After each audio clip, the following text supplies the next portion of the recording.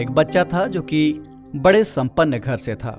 माँ बाप चाहते थे बेटा डॉक्टर बने, लेकिन बेटे को तो शौक था शिकार का, घुड़सवारी का, प्रकृति को नज़दीक से देखने समझने का। महत्वाकांक्षा से अधिक वो उत्साह से ओतप्रोत था। मात्र 22 साल का था जब दिसंबर 1831 में उसे बीगल नाम के जहाज से दूर दुनिया में जाने और उसे देखने का मौका मिला। इस यात्रा के दौरान बच्चे की तबीयत खराब हो गई, उसे मिचली आने लगी, उसको सरदर्द होने लगा। कैप्टन को लगा कि ये बच्चा इस यात्रा को सरवाइव नहीं कर पाएगा, उसे लगा कि ये टिक नहीं पाएगा। लेकिन बच्चे ने यात्रा को पूरा किया। 5 साल तक इस यात्रा को उसने सरवाइव किया। रास्ते में जहां जहां वो जहाज से उतरा वहां के जीव जंतुओं, पेड़ पौधों, पत्थरों, चट्टानों, कीट पतंगों को जांचता परखता और उनके नमूने इकट्ठा करता रहा, जमा करता रहा।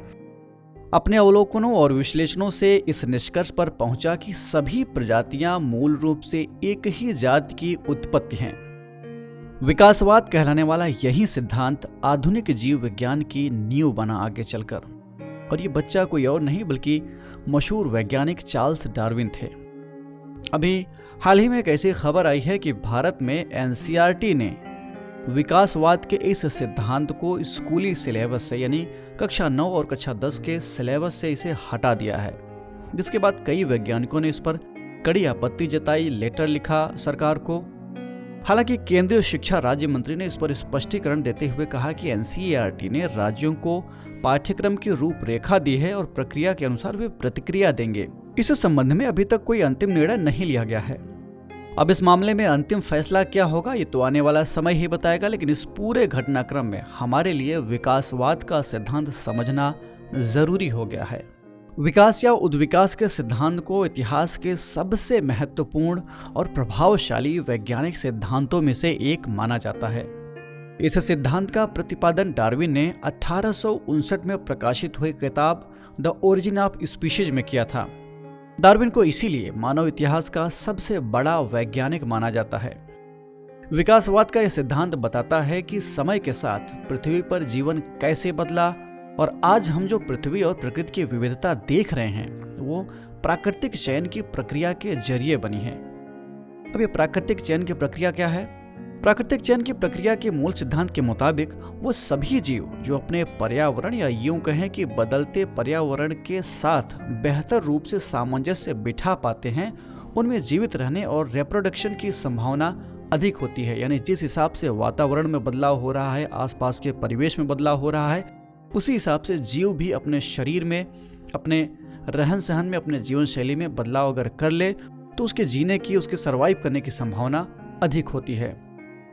इस सामंजस्य का ये परिणाम होता है कि अगली पीढ़ी उस अनुकूलन की क्षमता के साथ ही पैदा होती है और धीरे धीरे ये क्षमता सामान्य तौर पर नए जीवों में दिखने लगती है। यानी कि जो पूर्वजों में नहीं था वो अब विकसित हो गया।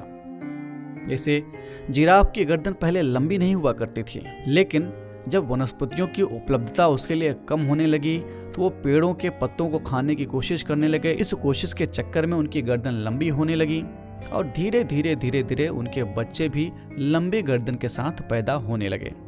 इससे एक बदलाव ये भी होता है कि समय के साथ फायदेमंद लक्षण जनसंख्या में अधिक सामान्य तौर पर दिखते हैं, जबकि कम लाभप्रद लक्षण जीवों में कम दिखते हैं या पूरी तरह से गायब हो जाते हैं।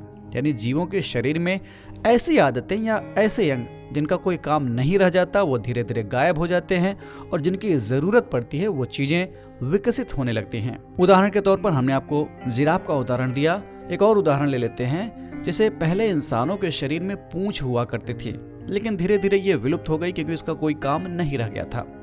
इस सिद्धांत को मानने के कई कारण हैं।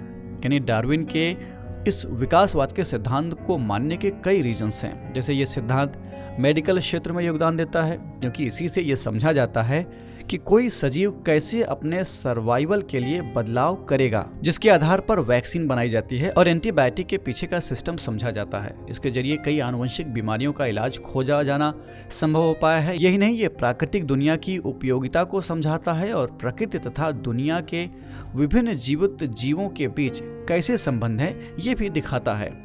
जिसके जरिए हम पृथ्वी पर जीवन की इतनी विविधता और प्रजातियों के वितरण और विशेषताओं के पैटर्न को समझ पाते हैं। कृषि और पारिस्थितिक विकास में विकासवादी सिद्धांतों के जरिए ही फसल की पैदावार, कीट नियंत्रण रणनीतियों और संरक्षण के प्रयासों में सुधार हो पाया है। सबसे जरूरी बात, इसी सिद्धांत के जरिए ब्रह्मांड के सभी जीवों के बीच के संबंध को हमें समझने का मौका मिलता है। अब इन सभी महत्व के चलते ऐसा लगता है कि जैसे वैज्ञानिकों ने जो चिंताएं जाहिर की हैं, यानी इस सिद्धांत को सिलेबस से हटाए जाने को लेकर, उस पर एक बार फिर से विचार करने की जरूरत है। विकासवाद के सिद्धांत को समझने के बाद आप क्या मानते हैं कि इसे सिलेबस से हटाया जाना चाहिए या नहीं? कमेंट बॉक्स में हमें जरूर बताएं। इस एपिसोड में इतना ही। हम फिर मिलेंगे एक नए कार्यक्रम के साथ। तब तक के लिए इजाजत दीजिए। नमस्कार।